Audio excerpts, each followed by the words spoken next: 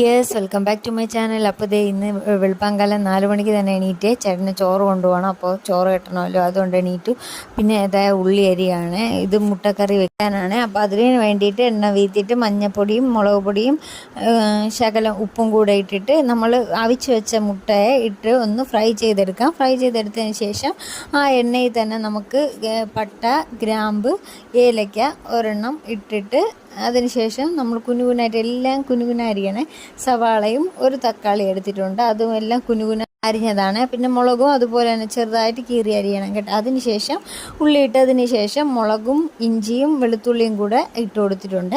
അതൊന്ന് ഫ്രൈ ഇതായതിന് വരുമ്പോഴത്തേക്ക് നമുക്കതിൽ പൊടികൾ ചേർക്കാം. മുളക് പൊടി, മഞ്ഞൾപ്പൊടി, മല്ലിപ്പൊടി, മസാലപ്പൊടി, ഉപ്പും കൂടെ ചേർത്തിട്ട് ഒന്ന് ഇളക്കി ശകലം വെള്ളവും കൂടെ വീത്തി കൊടുത്തതിന് ശേഷം നമുക്ക് തക്കാളി ഇട്ട് കൊടുത്താൽ മതി കേട്ടോ. തക്കാളിയും കൂടെ ഇട്ടിട്ട് അത് തക്കാളി ഒന്ന് വെന്ത് വരട്ടെ. അപ്പോൾ കുറച്ച് ഉപ്പ് കൂടെ ഇട്ട് കൊടുത്തിട്ടുണ്ട്. ഉപ്പ് ശകലം കുറവായിരുന്നു, അപ്പോൾ ഇട്ട് കൊടുത്ത് ആവശ്യത്തിന് വെള്ളം വീത്തി കൊടുക്കണേ തക്കാളി ഇട്ടതിന് ശേഷം.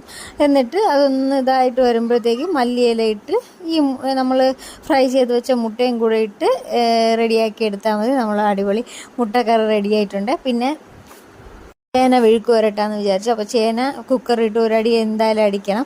അപ്പം ചേന ഇട്ടിട്ട് മഞ്ഞൾപ്പൊടി, മുളക് പൊടി, ഉപ്പ്, പിന്നെ ശകലം എണ്ണയും കൂടെ വീത്തിയിട്ട് വെള്ളവും വീത്തി ഒരു ഫിസിലടിച്ചാൽ മതി. അപ്പോഴത്തേക്കും വെന്ത് കിട്ടിയിട്ടുണ്ട്. അത് ഫിസിലടിച്ച് വെന്ത് കിട്ടിയതാണ് ഇത്. അതിനുശേഷം നമ്മൾ എണ്ണ വീത്തി കറിവേപ്പില ഇടണേ. കറിവേപ്പില ഇട്ടിട്ട് ഈ അവിച്ച് വെച്ച ചേന ഇടുക. അതിൽ മുളക് പൊടിയും ഉപ്പും ആവശ്യത്തിനും കൂടെ ചേർക്കുക. മുളക് പൊടിയൊന്നും അതിൽ അത്ര പിടിച്ചിട്ടുണ്ടാവില്ല, അതുകൊണ്ടാണ് രണ്ടാമത് മുളക് പൊടി ഇട്ടത്. മസാലയും കുറച്ച് ചേർത്തിട്ടുണ്ട്. എന്നിട്ട് ആ വെള്ളാംശം മാറി കിട്ടണവരെ ഒന്ന് ഇളക്കിയതിന് ശേഷം നമ്മൾ ചേന ഫ്രൈ റെഡി ആയിട്ടുണ്ട്. പിന്നെ ശകലം തേയില വെള്ളമൊക്കെ കുടിച്ചു അവിടെ നിന്ന്. പിന്നെ കൈ കാന്തണ കേട്ടോ, അതാണ് നോക്കണം. മുളക് അരിഞ്ഞില്ലേ ചെറുതായിട്ട്, അതാണ് കൈ കാന്തുന്നത്. പിന്നെ ചീര തോരൻ വെച്ചു, അതൊക്കെ അമ്മ വെച്ചതാണ്. മീൻ പൊരിച്ചു, ചോറ് വെച്ചു. അപ്പോൾ പണിയൊക്കെ കഴിഞ്ഞ് അതിനുശേഷം ഡ്രസ്സ് തയ്ക്കാൻ വേണ്ടി കരിപ്പെട്ടിയിൽ കരിയൊക്കെ ഇട്ടെടുത്ത് നമ്മൾ അയൺ ബോക്സ് ചീത്തയായിരിക്കുകയാണ്. അപ്പോൾ നമ്മൾ കരിപ്പെട്ടി എടുക്കുക, അല്ലാത്ത സമയം ആരും എടുക്കത്തില്ലല്ലോ. അതിനുശേഷം തുണിയൊക്കെ തേച്ചതിന് ശേഷം ചേട്ടൻ പോയി. പിന്നെ അത് അവൻ കിടന്നുറങ്ങണം, ഞാനും കിടന്നുറങ്ങി. അത്രയേ ഉള്ളൂ. Tata bye bye, see U.